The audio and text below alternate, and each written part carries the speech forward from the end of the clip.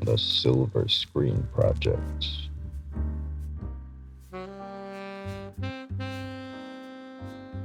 Welcome to the Silver Screen Project, where we look back at a series of films in anticipation of an exciting new cinema release. In preparation for Guardians of the Galaxy Volume 3, we went back and watched Guardians of the Galaxy, we watched Guardians of the Galaxy Volume 2, and we watched Guardians of the Galaxy The Holiday Special. And now the final one is here, and we went and saw Guardians of the Galaxy Volume 3. What did you think of Volume 3, Sam? I really liked it. Yeah, I thought it had some lovely emotional moments, some not so lovely emotional moments. It was quite a dark film, actually, wasn't it? Yeah. It was a good end to the trilogy, and then some, I would say. Overall, not a perfect film, but a very good film, I would say. Yeah. How about you? I thought it was really, really good. Yeah. I think, in my opinion, it's the best Marvel film since Endgame. And like you said, I think it was a great trilogy, like end of the trilogy. Yeah, Lots of characters' stories kind of come to an end. Their character arcs are complete. And it was super emotional as well. I think it's the most I've cried at a film in years. You did say that right at the end. You were like, wow, I cried a few times in that. I went to see it a second time. Oh, you have? Okay. And cried just as much, even though I knew stuff was coming. I was like, damn. Like, it's just one of those that you get so drawn into it. Like, it was incredible. I was thinking, do you want to do a bit of non-spoilery bit for about 5 minutes? And then we can Yes. kind of broadly speak about it. So I think it's not too spoilery to say it kind of focuses on Rocket, goes into a bit of his background. Won't talk too much about the specifics, but I thought it was really nice to spend some time with that character because he's often just not necessarily in the background, but he's not normally the focus of the film. Yeah, because if you think of the Guardians, we've had Peter's background. We know Mantis's background with Ego. We know Drax, Gamora, Nebula. We know kind of the gist of their background. Even this version of Groot has been with us the entire time. Yes, true, but Rocket, we know he's got some sort of dark past, but we don't really know anything about it. Yeah, straight from the first one, it's, there's these little teasers of it. And we spend a lot of time on it, and it really, they did it really well. Yeah. Like, they absolutely nailed the covering of that. I think one aspect of this film that does do really well is that they've got that team. They've got a few new characters, and it never feels overblown. No. Whilst having all those characters have their own parts, like nobody feels underused. Yeah, I wouldn't say missed. so. No, there's some characters that, like you say, there's some newer characters that you could argue didn't get much time to shine, but it wasn't about them. It was almost about introducing them. They are still there at the end, without naming names there, and they'll probably have time to shine and go on to have adventures further on. Like, of that extended main team, like, so your Peter, your Nebula, Rocket, Drax, plus Mantis, like, they all get their own and parts. they all get resolutions in various ways, don't they? It feels like it's their film for all of them. I'd say it's mainly Rocket's film, but all of them have a bit where you're like, this is their film. Definitely. And I feel like there's this real sense of kind of danger throughout this. I feel like it has kind of a fairly calm opening to a point. There's emotion there, and you can kind of feel the tone of the film from the start. But quite quickly, the stakes are set, and they're quite personal, and there's a sense of kind of urgency. And it kind of keeps that going through a lot of this. And you really feel there's moments where a couple of characters, you're like, shit, this could be the end for this character. And the kind of, the threat is really present in this, I feel. It's one of those, a lot of like superhero films, like the threat's there, but you have this just belief that at the end of the day, the heroes will save the day and everything will be fine. Like, even if it's a really great film, you believe at the end of the day everything's going to be fine. Even like with Endgame, you're like, oh, they'll defeat Thanos and everything will be fine. You're like, some people will be, you've got maybe one person. But in this, it had like a genuine feeling like, oh shit, they might not do this. Yeah, I was like, maybe like nobody will be like alive at the end. And I think just the way it was kind of, I didn't really see much trailers, but the posters, the kind of taglines, a lot of it was like, it's the end of the Guardians kind of thing. There was this real sense of kind of finality leading into this. And I think that was something that there's a couple of moments that we can talk about, but there's one, there's the looming threat throughout, which we won't go into the details. There's a character that has a couple of moments where they're almost out of it. And there's another bit as well, and I was just like, fucking hell, like I was on the edge of my seat in that sense. which 100%. I really enjoyed because, yeah, it's something that you don't often see in MCU superhero movies very often. Yeah. The other thing before we go into spoilers worth saying is I think the villain is amazing. Yes, yeah. I think he does stuff that we don't often see from Marvel villains. He feels fresh and original. Yeah, feels like fleshed out as well. Feels like Yeah. he's been around and he's been doing stuff. Exactly, and there's certain twists with that character that they usually don't bother doing with the villains because they're just there to be evil. And like, this guy is, but he's not just like a classic evil. Like, you understand his reasoning, even though he's a bit mental. Even though it's like fucked up. And I feel one thing I really liked is the kind of there's little links to Guardians things that have already happened. Yeah. And you're like, oh yeah, this guy was slightly related to this. And it doesn't feel like a Fast and Furious movie where it's someone's uncle's cousin is back for revenge kind of thing. There's this kind of, you're like, oh, this fits into this world. And it feels like it feels like he's been part of this without necessarily being part of it. I did see before we go into it, a TikTok the other day that's saying that somebody figured out how they got Vin Diesel to just play the role of a tree for 3 films. Right. It's because at the end of the day, these films are all about family. And it's like, yeah, that's why he's in it.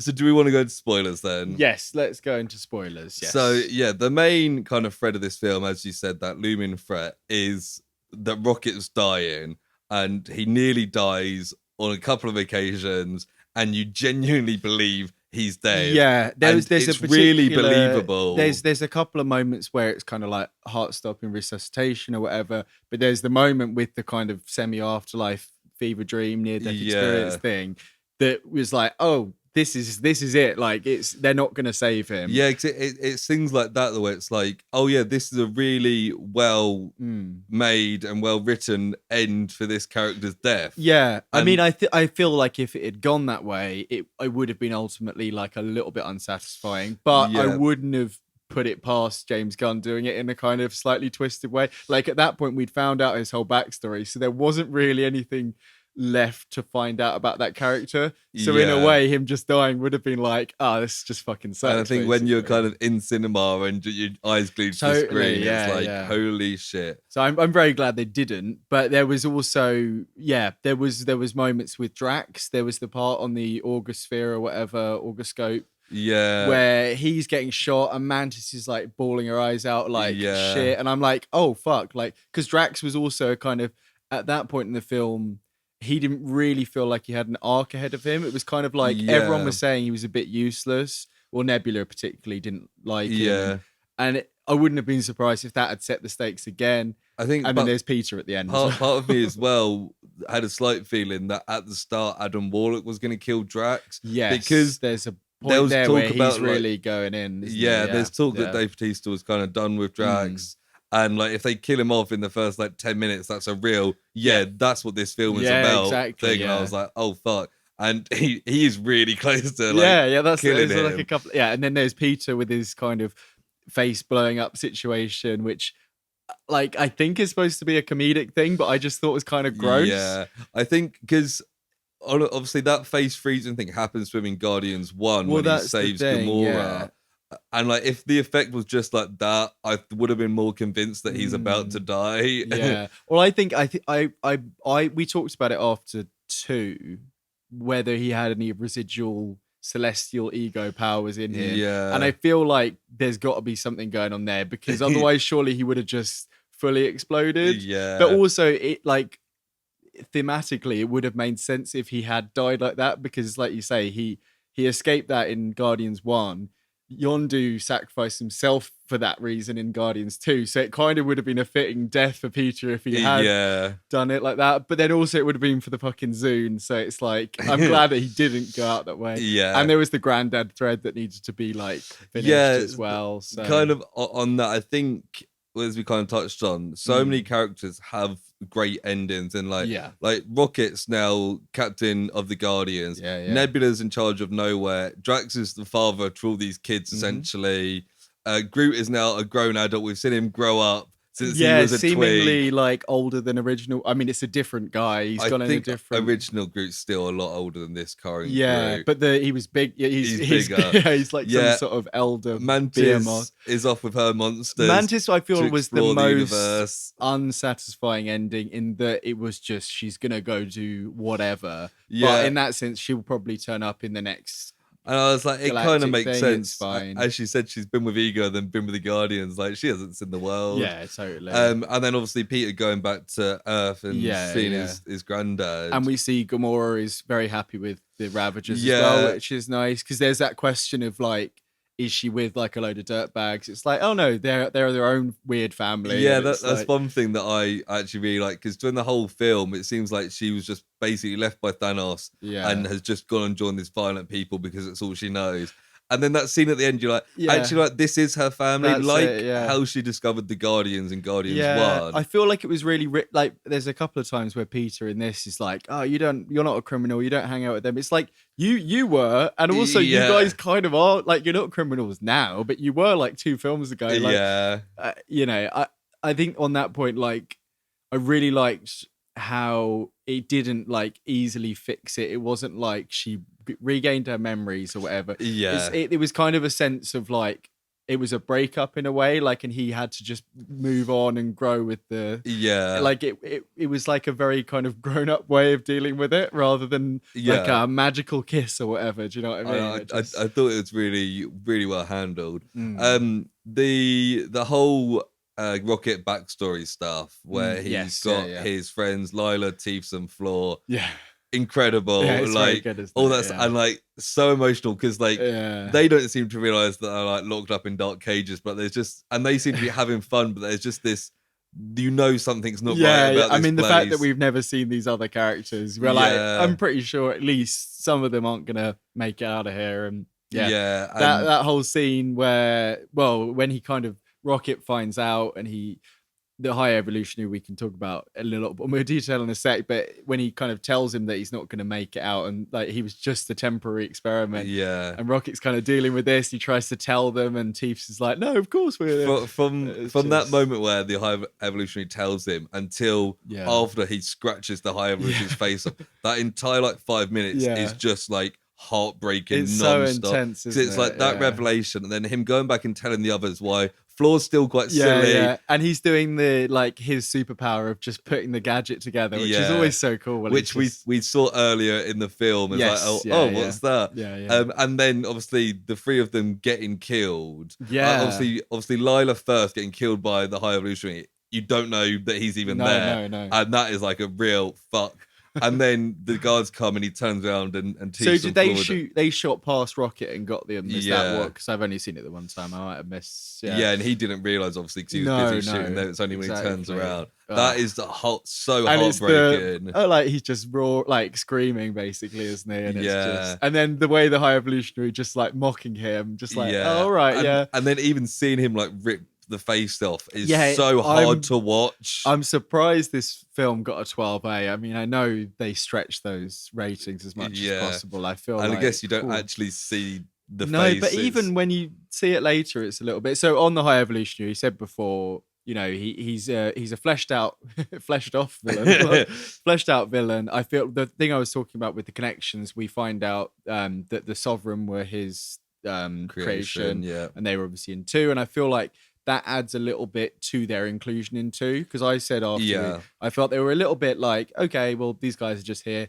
That connection, obviously Adam Warlock coming out of that, I feel like adds something to this world. But yeah, it's just a great performance. It's Chukwudi Iwuji. Yeah. Not 100% sure how the pronunciation is. No, but he's very good in this. he's great as like just this complete like egomaniacal like narcissist. Yeah. And like as Rocket says, like he doesn't want to make a perfect Yeah. world. He just obsessed with the imperfections. And or he's whatever. almost convinced that he's doing it for this end cause, and Yeah. it's like, no, it's clear when he destroys like a not a perfect place, but like a living planet, just to then create what's going to be the same thing fucking it's just again an with, obsession. it's just this. And yeah, I liked. I said when we came out of the cinema. Yeah. One thing I really like that they don't usually do in these films is have his henchmen turn on him. Yeah, that because was cool. usually they're just blindsided going with it. But because his whole thing is like, no one to create the perfect world, you can see they're just like, They're yeah, losing we also, yeah. and then they lose that kind of cult of personality Yeah. around him,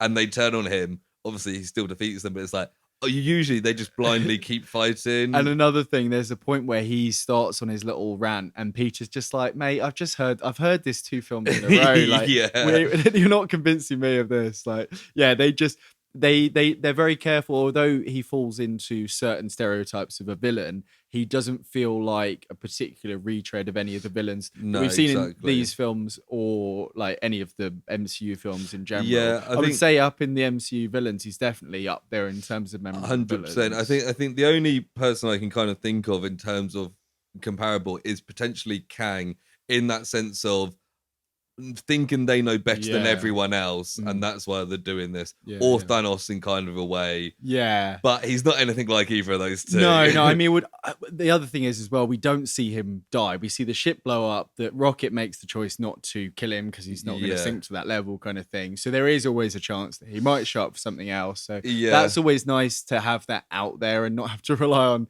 the bloody multiverse to bring someone back. So, if they find a good reason to use him again, I'd be very happy with that. Another character that I think gets great in this, I think it's their best film, is Nebula. Yes. I think she's great throughout this, both like when she gets angry and the emotional connection she has to this team, particularly Rocket. Like when she hears that Rocket's still alive and just kind of sobs, it's like you forget that they spent 5 years as the only 2 members of the Guardians alive. And like she and got, that kind of explains him. Part of the character evolution she's had since 2. Yeah, it's just and like she got him Bucky's arm for the holiday special. He's rebuilt a load of stuff, and not in like the torturous way that Thanos did. She's got the crazy like nanotech shit. So those who just seem, and obviously that's partly because she's calling. But the first thing Rocket asks when he comes back to life essentially is, "Where's Nebula?"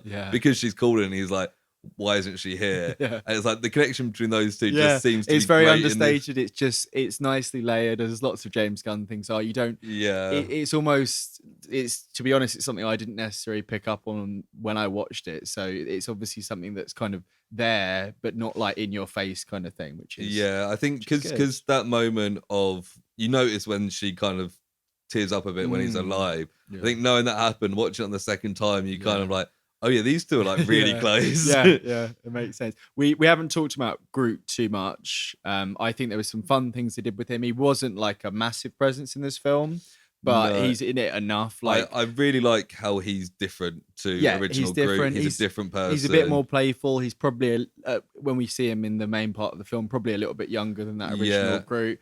We see some fun stuff. I think we've spoken on previous Silver Screens about, we hope they do some fun stuff with Groot. And he's got like, the wings, he's got the arms with all the guns. Yeah. He does Kaiju Groot, where he kind of stretches himself out. Yeah. And then we've really got actual Kaiju Groot at the end. Yeah. He's just really fun in this. And you're like, there's a moment towards the end, which I felt a little bit off about when I first watched it, but I've heard people kind of analyze it in a certain way. There's a part where we hear him say, "I love you guys." Yeah, that was the one negative I had from this film. So I've heard people saying online that that's the first time that we are hearing what they hear. One bit of trivia I've got is at the end of the film, when Groot says, "I love you guys," instead of "I am Groot," no one reacts. This is because he actually said, "I am Groot," but like Gamora, we, the audience, grew close enough to be able to understand him. Now. This was confirmed by James Gunn himself on Twitter. Okay. So that is literally, we can understand him now. That's good, because I did think like... I'm still not quite happy with it. I mean... Yeah, it is what it is. But I feel like I like that explanation better than why the fuck is he just suddenly talking like normal speak. Yeah. Another thing worth mentioning that I thought was great, which is kind of didn't see as much in the second one, but is a staple of the Guardians world, is seeing these new worlds and planets. Yes. Like, so Counter Earth, which is very like Earth, but with all these weird and wonderful people animal, on it. Human hybrids. But also the Orgosphere, which is nothing like we've seen before. Very strange, great designs. Yeah. Nathan Fillion has a great whole bit in there as well. Yeah, and it's just like, this is just really fun, and it's unique, and all the design of it was kind of a bit disgusting, Yeah. but really cool. And it kind of didn't, like, some of it doesn't really make sense because it's like, I guess it's all organic, but some of it looks metal. It's just like, it's just a weird alien shit. Yeah, that whole sequence is that at the time, I think watching it, I think I said to you afterwards, I think it took until about that sequence of them going there for me to kind of settle into the vibe of the film, because it does feel different to the first two films. I feel like that level of seriousness is present from very early on. I think the opening scene with the little baby raccoons had me hooked from the straight away. I mean, I was hooked, but it was like, I think I was a bit unsettled. Like, it wasn't. I didn't have super high expectations, but it was different to what I think expected. it's worth mentioning as well. Like, we talk about, like, it's a really heartbreaking, like, serious film. It still was funny, It's like still a classic. very funny, like Nathan Fillion, all his scenes are great, and he's hilarious. It's very good, when he's talking about, like, his mate who's a bit weird. He's just fucking chatting shit about him in front of him, and the fucking carrot head, who on second watching, you see him a couple of times before. Is there, like, when all the guards come and you see him there, but obviously there's stuff going on, so you don't. Like, that was just funny. I thought Peter's drawing of the henchman guy was where Drax great. is so sincerely like, I want that for my apartment. Yeah. And there's also, like, an ongoing joke of all of them asking, like, did that look cool? Like Mantis says it, Groot says it when he skids the ship in. Peter says it at the end. And it's like, I like that because they're kind of like a bunch of losers who really want to be cool. I was like, it was still like a really funny film. No, I'd completely agree. And also the MCU's first F-bomb. It is when Peter says, "Open the fucking door." I've seen that as well. People kind of speculating that might have just been something they just left on the cutting room floor rather than it being intentionally put there. Because it feels very just like you're doing improv. You're just getting the fucking thing. I think I saw an interview of James Gunn on this, and he was like, don't think it was originally in the script, That's but like he would go through and tell Chris Pratt to try different lines. Right. And at one point he was like, try saying this, and he said it, and he was like, yeah, that works. And he was like, they did like other takes of him not saying it just in case Marvel said no, but he was like, no, this is the one we want in. No, fair enough. For the first time as well, we get a couple of character full names in Rocket Raccoon and Drax the Destroyer. Yes, we do. Which is kind of nice because it's kind of the end of their story arc. So we finally got their full names. That was very good. Yeah, we get some stuff we mentioned before, some characters that are in it in bits, but not in it in a lot, with Kraglin and Cosmo. Yeah. They have a fun little thing together. Kraglin, again, kind of finishes his arc by learning to use the arrow thing. Yeah. You get a little Yondu appearance, which I quite liked. Yeah. Just a little Force Ghost situation there. And like, Kraglin probably had more screen time in this than he did in the previous three combined. Still feels very like the same role, background character, but like you say, he's got a lot, and Cosmo as well has probably got more screen time. Cosmo as well, yeah. There was some good stuff with Cosmo. I was expecting to see more based on the fact that she was in the holiday special at all. Yeah, but if we're going to see her in future team ups, I'm fine with that. There's only so much you can do. I did call it last time. You absolutely did. She'll be on Nowhere. They'll go off into their adventure. She'll stay behind, and then maybe at the end. And that was exactly what happened. You absolutely did. Nowhere was fun, wasn't it? Bringing it up and shooting the eye cannon. Yeah, when that appeared, it was like, oh yeah, Nowhere's sick.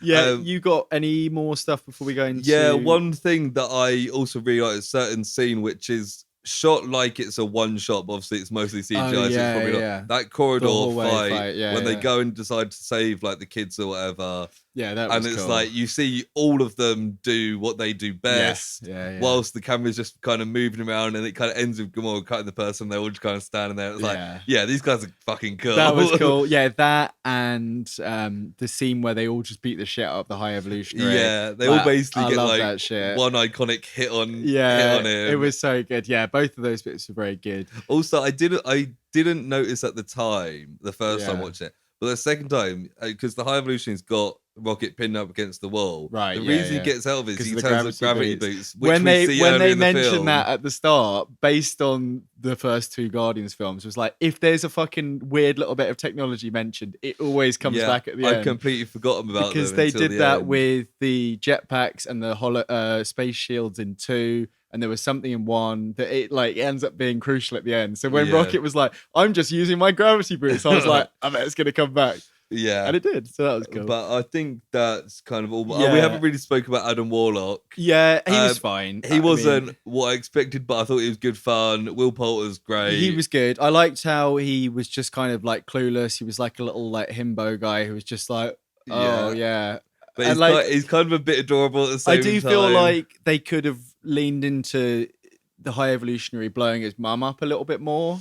Or maybe even had like a line where he was like, "Oh, of course I was going to save you. They blew up my mum or something." But I guess he didn't really care about her because he just met her like a day before. I don't know. Like, I feel like they could have added, if there was a slightly longer version, maybe a tiny little bit more of development there. But I'm not too fussed about it. He was kind of the comic relief in a lot. Even though he was the big Yeah. threat at the start, he's a bit of comic relief throughout. He was all right. Yeah, I mean, I'm happy that he's still around. If he died, I would have been like, that was a waste of that character. I'm happy that he's just in it still. I'm glad they didn't Quicksilver him. Yeah, I've got a very couple tiny little negatives to go on. Okay, my only negative was Groot talking. So Groot talking. go. So I think the Rocket flashbacks, although they were very good and very effective as flashbacks, I feel like there was something about the way that it was layered throughout the film that didn't 100% work for me. I know that there's probably not really a better way of doing it. I'm glad it was spread out throughout the film, but I feel like it felt a bit weird at the time watching. I guess it was because he wasn't on screen anyway. He was lying on the bed dying. The only Rocket we saw was the flashbacks. I maybe on a second watch, if I knew what I was in for, it would have been easier to kind of digest or whatever. But at the time, I was like, this feels like every other scene is a flashback, and I feel like it could have been done better. But I'm not a screenwriter, so I can't. That's fair enough. I can't say I felt the same, but yeah, fair enough. I can understand why that could be. Yeah, I mean, like I said, maybe watching it again might be more palatable there. And the other thing was the soundtrack. Now, we didn't really talk about the Awesome Mix Volume 2 when we talked about Guardians 2. I feel like, generally speaking, that is weaker than the first Awesome Mix Volume 1. But I do like, I like both soundtracks. Yeah. This one, I've only heard the once through. I think what I thought at the time was that I think the soundtrack, the songs themselves, I think is better than Volume 2. For this one. For Volume 3. I think the Zune playlist. I think the issue with this one is they're not used as importantly as like the first one. 100%, they're just kind of put on in the background. Apart from like, say, Creep at the start and Dog Days at the end. Yeah. The rest of them are kind of just like put both in. of those, and I like the inclusion that when Rocket's there, he's singing along or he's choosing them up to a point. And I like, there was certain parts I did like, but a lot of it felt like it was particularly when Groot was driving the spaceship, he would just press a button and then it would play and no one would interact with the song. And it felt, whereas in the past they felt, even if it was just Peter listening, it felt like it matched with the tone of the scene. Exactly that. This felt much less. I think also because it's interesting to move out of the kind of 60s, 70s era of the previous two. I know they kind of did with the Cat Stevens song at the end of 2. Yeah, this is like, it's a 90s. It's kind of 90s really in this one. I like that, but also it made it feel less like special almost. Yeah, and like I think the example is they play the Flaming Lips Do You Realise, and I really like that song. When it came on, I was like, yeah, great. But the shot is them arriving at the Orgosphere, and it's just kind of Peter looking out, and it's just kind of playing, and then it kind of goes quiet whilst the scene gets started. It's like, oh, that song's just coming on to introduce the scene kind of thing. Yeah, there was a couple of moments. It's like I don't even know if they're actually listening to it. They are listening to it because Peter takes his headphones out. Like, the one that really stood out to me, and it's a song that I like, and it kind of works for the scene, but I feel like there was a better choice. Is No Sleep Till Brooklyn. Like, it makes sense. It's the kind of song, like, if you're going to get hyped up for something, you pop that on maybe. But the lyrics are so obviously about Brooklyn. Yeah. And like it's even been used in like Brooklyn Nine-Nine. They're going to Brooklyn, it plays, or like apparently it's in the new Mario Brothers movie because they're in Brooklyn. Like I feel like because it's saying the name of the fucking place. Yeah. So many, like there's the obvious answer would have been like intergalactic because they're in fucking space. But that's maybe too much on the nose. Yeah, there was another song. I can't remember what it was, but at one point it says like a line like "travel through space" or "we're in space," and that took me out a bit because I was like, "Oh, get it?" Because you're in space. But I'd almost rather that than be like, so like Peter knows where Brooklyn is. Like I'm not even. It's not even that I'm too. Fussed I think about, like things like "Creep" and "Dog Days" are great because the tone of the song suits what we're seeing so well. Absolutely, yeah. Like both of them are used really well on the level of like in the first one, like things like "I'm Not in Love" when Peter and Gamora kind of first have a moment is so good for that scene. Yeah, it just felt more like James Gunn was kind of like, oh, I like these songs and I'm gonna put them in. Yeah. Than like James Gunn does have a good taste in music. But, yeah. But yeah. And there were some that like some songs that I don't know just from ear. And from listening to watching the film once that I did feel worked really well. And I think if I listen back, I'd probably, I'd note some of those down and re-listen to them and stuff. So it had the similar effect to the first 1 and 2, but I just feel like it wasn't quite as memorable overall. Yeah. But that's it really. I haven't got much else negative to say. I've got a couple of bits of trivia then. Yeah. One is a TikTok that I saw that I wrote down. Word for which word? is, it's screenshots. It's in Guardians 1, when Rocket is arrested by the Xandarians, on his known associates, it says Groot and Lila. Right, yes. Obviously. I think I saw this in the I think a lot of people said that like Lila in the comics is like the girlfriend or something of Rocket. Yeah, I think she is an otter, but not. It's not quite the same. So it's just a reference to that rather than this Lila because she died before anyone knew who she was. Yeah. But it's a fun little thing that her name has been there since the start. Yeah. I mentioned the Groot one. Yes. And the other one is this film sets the record for most makeup appliances used in a single film. Oh, really? Having more than 23,000 prosthetics used across more than 1,000 actors. Wow. So they used a lot of extras. Partly because of Counter-Earth. That's all prosthetics and makeup, isn't it? Yeah. A lot of nowhere stuff. Yeah. Like, a lot of the people on the Orgosphere. Yeah. Like, I could see it. Yeah, I mean, like even that Orgosphere. Yeah, that scene in the main hall kind of thing. They're all people there. That's all actors. Sometimes in a big crowd you could use CGI people, but in a big room, it's we'd probably see a good like a close up of a good like 100 different people on Counter Earth as well, from like when they arrived to when they're outside the window, from when they're going. Plus, like the High Evolutionary would have been, and his. People all had stuff stuck to their It's funny head. how like the use of language in it, because like obviously the I Am Groot language doesn't get translated for our ears, but some languages obviously do because they're not all speaking the same language. But then the Counter Earth, I guess, isn't in their language decks or whatever. I think when they meet the higher beings, the kids, Mantis says like, "Oh, their language isn't in my translator. I don't know what they're saying." So I think there's probably like a general translator for the most common languages in the universe. Fair enough, yeah, I mean, it makes sense. So the last thing to ask you is whether or not Guardians of the Galaxy Volume 3 lived up to the hype. Proj yes or proj no? Yeah, I would say proj yes. Yeah, like I said, didn't think it was a perfect film, but it was one of the MCU films that I've enjoyed the most in a while. And yeah, it kind of matched up. So yeah, what about you? 100% proj yes. Yeah. I really enjoyed it on both times of seeing it. I think I saw this was like the 35th MCU film. Yeah, something like that. For me, I think it's solid top 10. Yeah, I would say so at this point. Yeah. Maybe, a lot of them are a little bit forgettable, really. Yeah, I think it's not far from like pushing on top 5. Yeah, it's like it was really good. So yeah, that is Guardians of the Galaxy Volume 3. Thank you for joining us. It's been a pleasure having you here. I'm not exactly sure what we're doing next, but we'll be doing something soon. I'm not sure either. Something similar to this, probably. Yeah, a fun little. maybe. If you look at franchise films coming out, you'll find out. But in the meantime, if you want to hear more stuff like this, we've got the Project on the same podcast feed, and we've also got loads of silver screen projects where we've covered all sorts of stuff just like this in the past. So thanks for listening. Bye. Bye.